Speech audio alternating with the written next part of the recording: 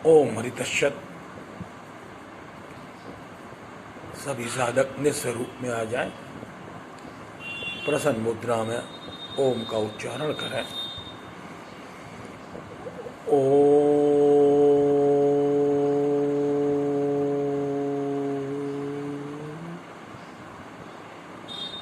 आज का प्रश्न है, ज्ञान, मुक्ति एवं वैराग्य कैसे प्राप्त हो। ज्ञानों में ज्ञान, आत्मज्ञान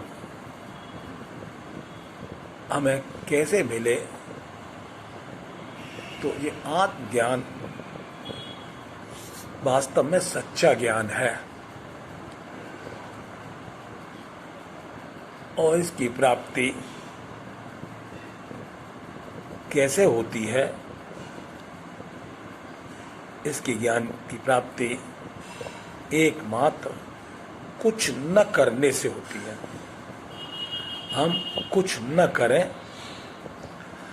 तो जिस समय हम कुछ नहीं करते उस समय हम अपने साथ होते हैं, और जिस समय हम कुछ करते हैं तो उस समय हम शरीर और संसार के साथ होते हैं। तो इसलिए आत्मज्ञान का सबसे सरल तरीका हुआ, कुछ काल के लिए, भले ही 10-12 सेकंड के लिए, 10-15 मिनट के लिए कुछ न करने का अभ्यास करें। न करना हमें अपने से मिला देता है, और अपने से मिलने पर हमें अपना बोध हो जाता है, मीन्स अपना ज्ञान हो जाता है। जिस समय हम अपने को, स्वयं को जान लेते हैं तो एक ताकत आ जाती है। उस ताकत का परिणाम होता है हम अपने प्रभु को मान लेते हैं, प्रभु को मान लेते हैं, स्वयं को जान लेते हैं, और फिर हमारे जीवन में एक प्रक्रिया है कि हम कुछ करते हैं। तो अब जो कुछ हमें करना है, ज्ञान के लिए, मुक्ति के लिए, वैराग्य के लिए, ये 3 प्रकरण है। 3 प्रकरणों में पहला है आत्मज्ञान। जब हम अपने बारे में स्वयं जान लेते हैं कि मैं क्या हूँ अथवा मेरा क्या है, अथवा मुझे क्या चाहिए, तो पक्का पता हो जाता है कि वास्तव में अध्यात्म की दृष्टि से अपने सिवाय और कोई है नहीं, कोई और नहीं है और कोई गैर भी नहीं है। अर्थात जो कुछ है वो अपने ही है। अब मूल प्रश्न होता है, जब अपने हैं तो जो हमारे जीवन में एक तलाश है, वो तलाश है मुक्ति की, वो तलाश है वैराग्य की। तो अब हमें आत्मज्ञान होने के बाद इस बात पर विचार करना होता है कि हमें मुक्ति कैसे मिले। तो मुक्ति का जो साधन है वो ज्ञान से सिद्ध है, और भक्ति का जो साधन है वो आस्था से साध्य है।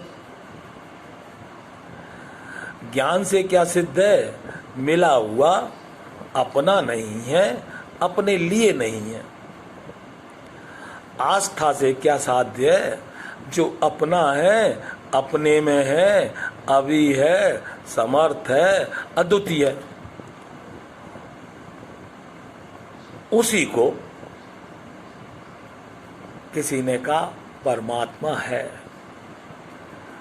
आस्तिकों की आवाज आती है परमात्मा है, आध्यात्मिकों की आवाज आती है आत्मा है, और भौतिकवादियों की आवाज आती है जगत है। तो जगत भी है, अपने भी हैं, और अपना आधार और प्रकाशक जिसे हम परमात्मा कहते हैं वह भी है।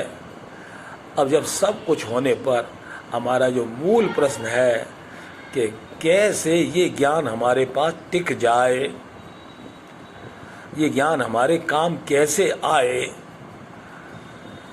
तो इसके लिए कई भागों में बताया गया कि ये ज्ञान हमारे जीवन में सीढ़ी दर सीढ़ी आएगा। पहली सीढ़ी है सत्संग। सत्संग के माध्यम से हमें सत्य का बोध हो जाएगा अथवा असत्य का ज्ञान हो जाएगा। तो एक तरफ है अनात्मा और एक तरफ है आत्मा, एक तरफ है अनित्य और एक तरफ है नित्य। तो चाहे हमें अनित्य का ज्ञान हो जाए, अनात्मा का ज्ञान हो जाए, मीन जगत का ज्ञान हो जाए, अथवा हमें अपना ज्ञान हो जाए, नित्य का ज्ञान हो जाए, तो जो नित्य का ज्ञान है उसके होते ही मुक्ति स्वतः सिद्ध है। मुक्ति के लिए हमें कुछ करना नहीं होता। हमें बनाने वाले ने जो बनाया है ऑलरेडी मुक्त बनाया है। और ठीक इसी तरह तीसरी चीज हमारे जीवन में वैराग्य है। तो उस वैराग्य के लिए भी घर नहीं छोड़ना पड़ता, कहीं आना नहीं पड़ता, कहीं जाना नहीं पड़ता। केवल अपने में देखना पड़ता है कि मेरे अंदर किसके प्रति राग है। तो यदि वो करने के प्रति राग है तो उस करने के राग को मिटाने के लिए क्या करना है, आवश्यक काम को करें और अनावश्यक काम का त्याग कर दें। जरूरी काम हो करें, बेजरूरी काम को छोड़ दें। इतने मात्र से असंगता आ जाएगी जीवन में।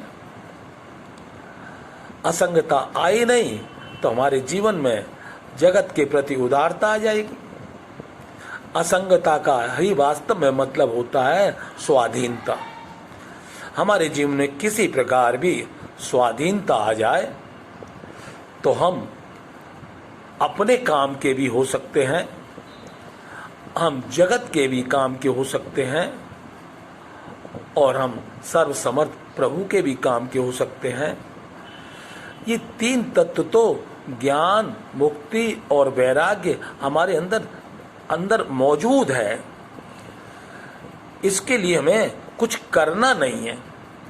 इसलिए एक विद्या है न करने की। इस विद्या का लाभ क्या बताया? इस विद्या का लाभ बताया कि हम जब न करने को अपनाते हैं तो न करने में हम सब समान हैं और करने में हम सब समान नहीं हैं।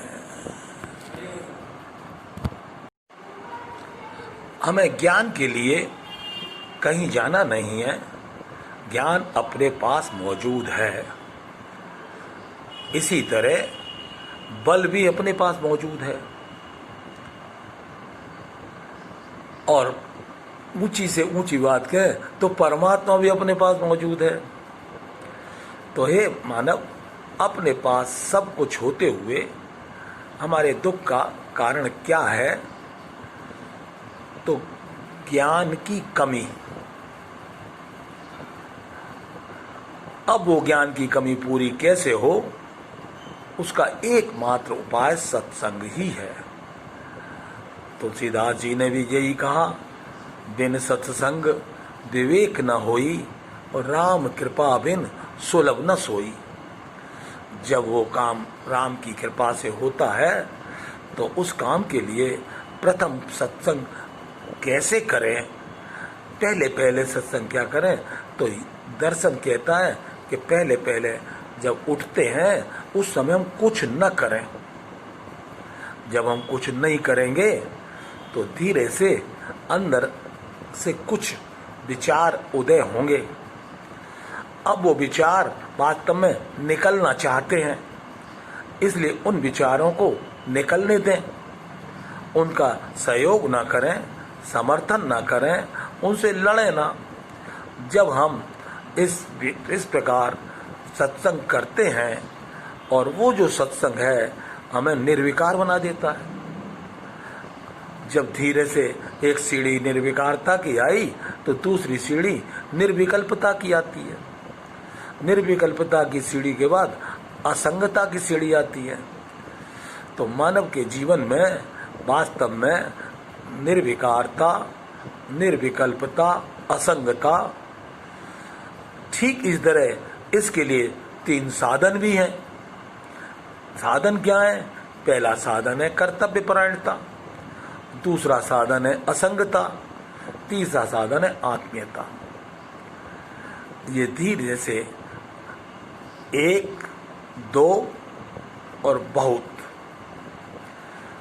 एक के साथ क्या व्यवहार, 2 के साथ क्या व्यवहार और अनेकों के साथ क्या व्यवहार।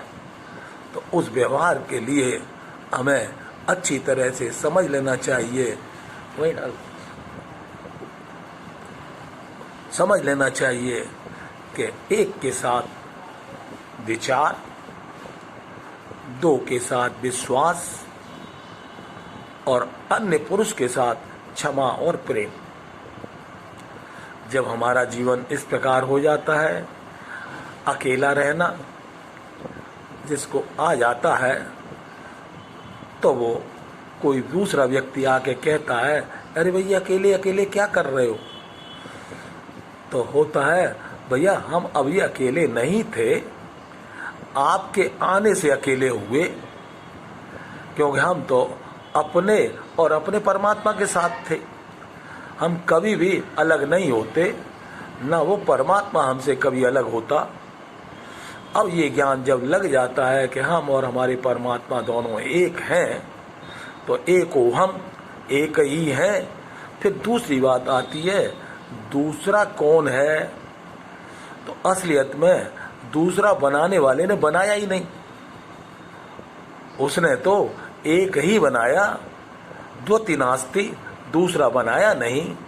ये हमको जो दूसरा दिखाई देता है, उसका एकमात्र कारण इतना ही है कि हमें अपने बारे में जानते नहीं, स्वयं को जानते नहीं, प्रभु को मानते नहीं, और जाने माने बिगर जो करना शुरू कर दिया है उसको करने को रोकते नहीं। इसलिए एकमात्र पहले हमें कर्म करने से पहले विचारना चाहिए कि ये हम कर रहे हैं, इसमें पर का हित है कि नहीं।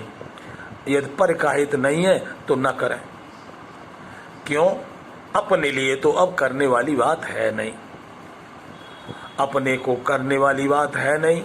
और सच पूछो तो अब वो समय आ गया, अपने को जानने वाली बात भी नहीं है। अपने को भी जान लिया और प्रभु को मान लिया, मानने वाले को मान लिया, जानने वाले को जान लिया, करने वाले के लिए जो कुछ करना था सो कर लिया। तो इसलिए कहते हैं, करना था सो कर लिया, करना ना अब कुछ शेष है। जानना था सो जान लिया, जानना ना अब कुछ शेष है। मानना था सो मान लिया, मानना ना अब कुछ शेष है। गुरु कृपा से, प्रभु कृपा से, निज कृपा से जो कुछ करना था सो कर लिया। तो वास्तव में ये समय भी ऐसा ही आ गया है कि हम अपने पैरों पर खड़े हो जाए, अपने कर्तव्य का पालन करें, अपने ज्ञान का आदर करें और अपने सुने हुए प्रभु से जुड़े रहें। तो तीनों प्रश्न हमारे हल हो जाएंगे, ज्ञान का भी, मुक्ति का भी और वैराग का भी। वैराग का मतलब ये नहीं है कि हम कोई चीज को छोड़कर जाना है। वैराग का मतलब है ना काऊ से दोस्ती और ना काऊ से बैर।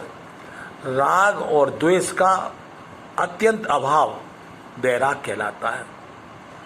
इसी तरह मुक्ति अचाह होने से ही मिलती है और भगवान की प्राप्ति वास्तव में ज्ञान से ही सिद्ध है। ज्ञान से सिद्ध है कि वास्तव में मिला हुआ अपना नहीं है, अपने लिए नहीं है। और ज्ञान से ही आस्था पर मिलती है, आस्था से पता चलता है अपना अपने में ही है। इस प्रकार हमारा पूरा प्रश्न हल हो जाता है। मानव जीवन में प्रश्न ही है और ये प्रश्न वास्तव में सबके जीवन में है। तो प्रथम प्रश्न था, आत्मज्ञान कैसे प्राप्त होता है, मुक्ति कैसे मिलती है और जीवन में वैराग्य कैसे आता है। ये आज की बैठक में सारी चीज़ें समाधान हो जाती हैं। ओम हरि तत्सत।